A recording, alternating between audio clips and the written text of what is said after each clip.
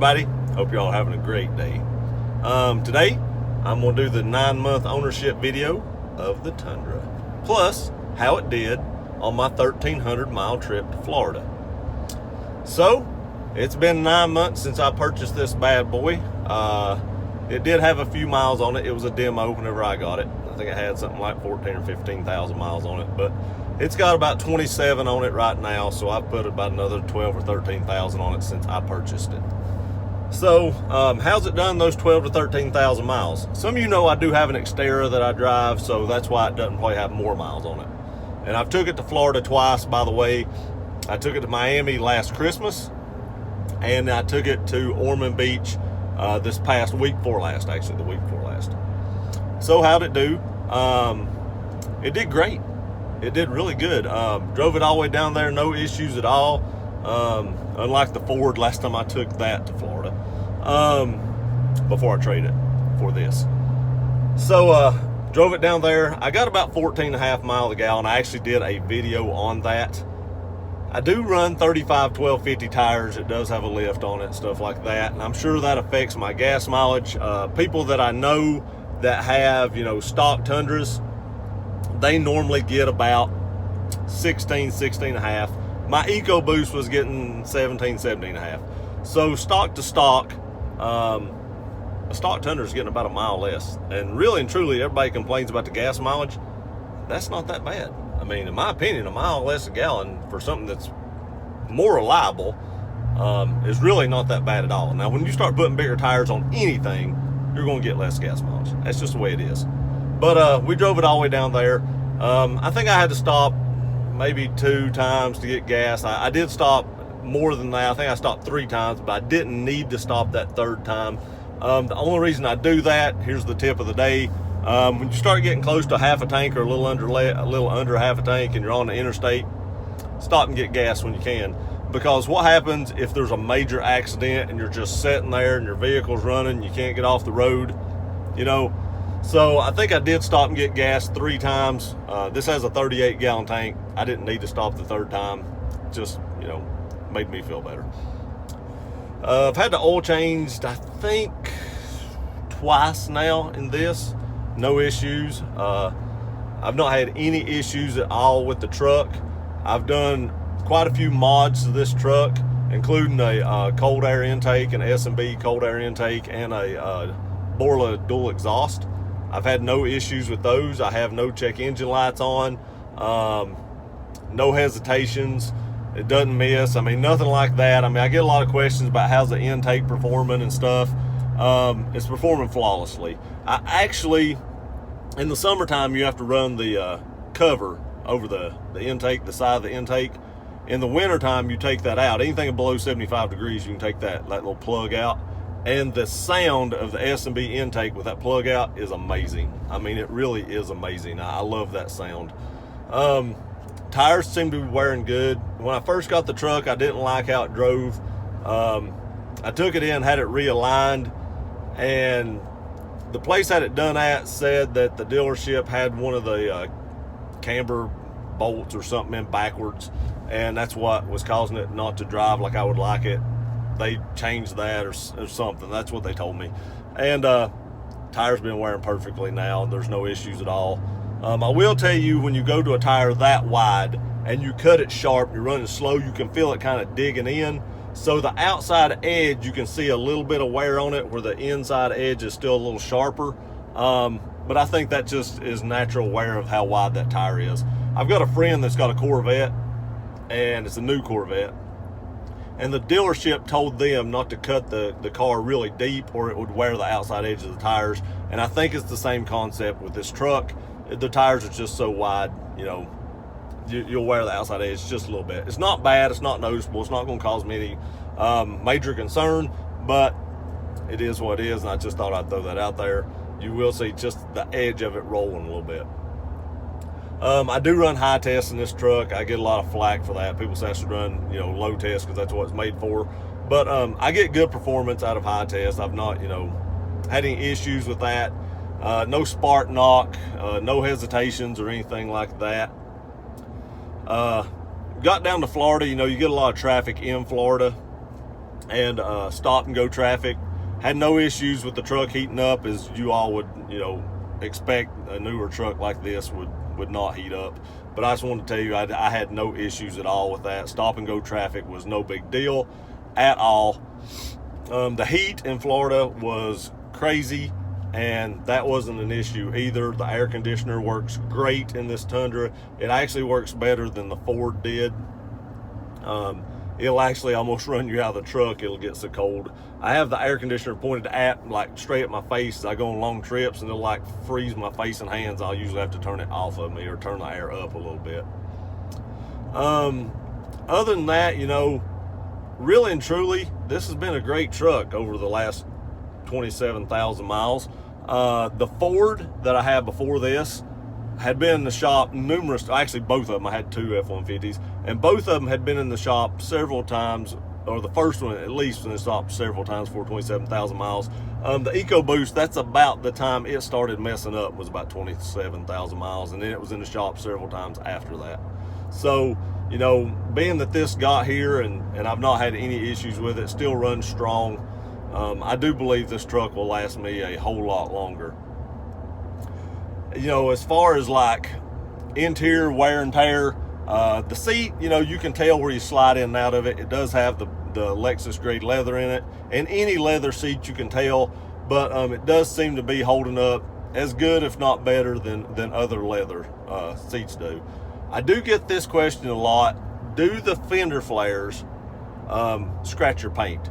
Now, I did a video of installing LED headlights, or the bulbs, on this truck. I had to take my fender flare loose and take a little panel off the side of the truck that the fender flare was actually touching. And I will say yes.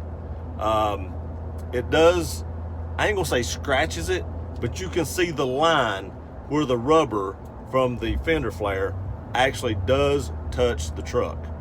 I do think that could be buffed out. I don't think it's permanent. But if you're thinking about getting flares, that is something to know before you do it. That it didn't scratch it down below the clear coat, but I think it did put a little mark on the clear coat, and like I said, I do think that could be buffed out. The exhaust, when we're on a long trip, how does the exhaust do? I get that a lot. How's the exhaust sound? Does it have a drone to it or anything like that? And I'll say no. Now, when you get on it, you can hear the exhaust, as you would expect, but just driving down the interstate at 70 mile an hour, I'm usually running about 1,800 RPMs. And if I'm running 80, I may go up to like 2,000. There's no drone at all. You really don't notice it. The Borla exhaust is really quiet until you get on it, and you want to hear that exhaust note. And when you do that, you can hear it. I've got a truck in front of me that's driving very slow, where I would let you hear it right now. Maybe I can slow down a little bit and get up a little bit of speed. Here we go. I don't know if you could hear that, but there was just a little taste of it, and the guy in front of me is driving so slow, he's pulling a motorcycle, and I can't get much more than that. But as far as drone goes, I don't get that on the interstate. I don't hear the intake on just normal driving down the interstate like that or anything, so that's not a big deal either. But when you get on it, you can hear the intake as well, and I love that sound, especially with that plug out, like I said before. How does it ride? I get this question as well. And I've had this truck long enough now that I feel like I can give an educated opinion on this. I do have a 3-inch leveling kit. It is a ready lift, and I'm going to say you can feel the bumps. My steering wheel doesn't shake or anything like that. I don't have any bad issues that I can say as far as that goes, but you can feel the bumps. I mean, it is a 4-wheel drive truck. It's got the 4-wheel drive suspension, and then you put the leveling kit on it, you are going to feel the bumps. I mean, it's not the smoothest ride in the world, but I will say this: I've drove stock Tundras, and I don't like how stock Tundra feels. When you get in the curve, there's a ton of body roll.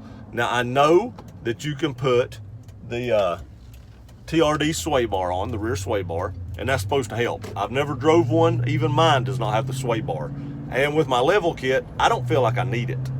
Mine has no body roll driving down the road or anything like that. I don't notice the body roll in my truck that other Tundras do, or stock Tundras do, that I've rode or drove.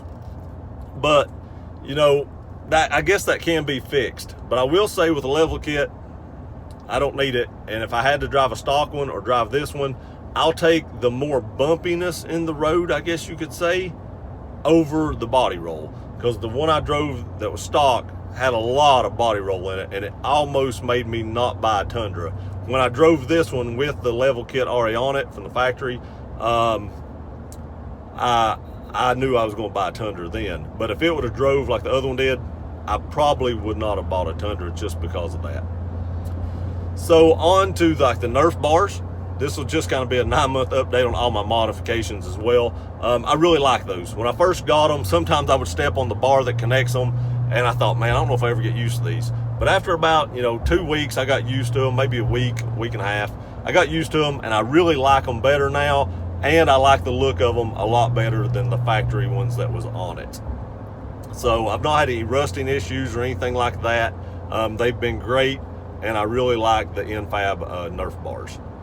The grab handle, the driver's side grab handle right here, when I first got it, I never did use it. And now more and more I'm using it. I guess now I'm using it more and more, I guess is the way I want to put that. And when I get out of the truck, I don't use it that much getting in, but when I get out, I do grab it and kind of pull myself up to get out. So I do like that modification now. But when I first did, I was like, is it worth it? I don't know. The TRD gear shifter, if you like that, good. I like mine. I like how it looks. I would do it again. Is it worth $100? I don't know. It's aesthetically pleasing. You got to decide that for yourself. It does nothing for, changing gears. So now to the headlights and tail lights and all the other lights that I've done in the on the outside in LEDs. Love them. They have made such a huge difference in, being able to have visibility and see. People talk about them blinding people, and it might. I don't know. I've never had anybody flash me saying that, thinking I have my high beams on or anything like that. But maybe. I don't know. I tell you, I get flashed more in my Xterra thinking I've got the high beams on, and I don't have LEDs in it than I do my Tundra. So, take that for what you will. I've not had any issues with that. Sorry about the glare right here. I don't know where that's coming from. The sun's actually above me, so I have no clue where I'm getting that glare from. I'm trying to move the camera, but it's not working. The interior LEDs, love them too. Highly suggest them. Want to thank Jack, a subscriber, for sending me those. Those really make a difference. Those dull yellow ones, you couldn't really see much, and the LEDs on the interior are super bright. They really are. And I really like them. I think all LED bulbs just make a huge difference. Exterior, interior, whatever it is, I highly recommend getting exterior and interior LED bulbs. That's just it. If you can afford the 2018 Tundra headlights and the wiring harness and fog lights, I say go that route. I like how that looks better, but I didn't want to spend, $1,100 or $1,200 replacing some lights. I would also like to thank Doug for sending me the LED headlight bulbs. I forgot to do that. A subscriber also sent me those bulbs, and they've been great. And like I said, they highly increase your visibility. So next mod, I'm trying to figure out what all I've done to this truck. I've done so much to it. The mirror covers and the handles, I blacked that out. I made it color matched. I've not had any issues with them scratching or chipping or anything like that. I ordered those from Sparks Parts, and I installed them, no issues at all. Now I will say this, my TRD Pro grill, the first one I had, a rock flew up and hit it, and it chipped the grill. So I ordered another grill. Luckily my insurance paid for that. I didn't have to pay for the second grill. Insurance covered it and everything. It was covered under comprehensive, so no deductible or nothing. But a rock flew up and hit my first one, and it did chip it. I've not had any issues with the second one at all. But I will say the first one did get chipped by a rock. I don't know why. It must have caught it just perfect over in the corner, and it is what it is, so I had to replace that grill. But not a huge issue there. The bed cover, still great. There's no bed cover that's actually totally waterproof. Mine does leak just a little bit in the corners, but you're not going to really get anything inside the bed wet. It's such a minor little leak that you're really not going to get enough water in there to do any damage at all. Looking around, see if I've done, trying to think of anything else I've done to it. I'm sure there's more modifications that I've done to the truck that I really just can't remember all of them, to tell you the truth about it. The AJT key fob, the TRD key fob, I really like that, but that's more aesthetical stuff, you know. The trailer hitch, the little plug-in trailer hitch, is still in. I've heard people talk about them falling out. Mine's not fell out. It's still in there. So, you know, we're good to go on that as well. The exterior paint, I don't think Tundras have the best paint. I'm just going to throw that out there. I don't know. I've got permaplate on mine. It seems a little dry. I don't know if that's how it's supposed to feel. I really need to wax it, but they say you're not supposed to have to wax it for 7 years, but mine seems to feel dry, so I feel like I need to wax that. So I don't know. We'll see how it feels after I wax it and see if that makes it feel a little slicker. But the paint, I think the paint could be a little better. It's not cracking or chipping or anything like that.